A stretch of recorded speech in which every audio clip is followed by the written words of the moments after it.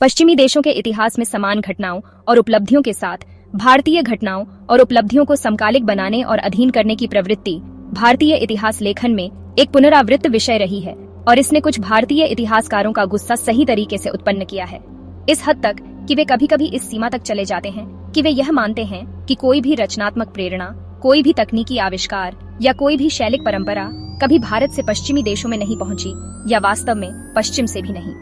और बाढ़ के मामले में उनके पास एक ठोस तर्क हो सकता है।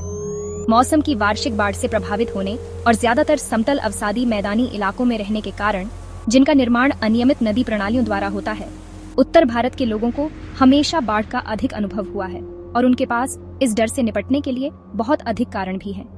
जबकि पश्चिमी एशिया के उनके पड़ोसियों के पास आमतौर पर ज्यादा शुष्क क्षेत्र हैं। बाढ़, जो अब भारतीय उपमहाद्वीप के पूर्वी तटीय क्षेत्रों और बांग्लादेश से अधिक जुड़ी हुई है, अब भी गंगा और सिंधु बेसिन के विशाल क्षेत्रों को वार्षिक रूप से जलमग्न कर देती है। ऐसा हमेशा से होता आया है। एक ऐसी गंगा नदी की बाढ़, जिसे पुरातत्वविदों द्वारा लगभग 800 ईसा पूर्व की तिथि दी गई है, ने हस्तिनापुर शहर को नष्ट कर दिया था, जो महाभारत के महान युद्ध के बाद अर्जुन के वंशजों की राजधानी बन गया था।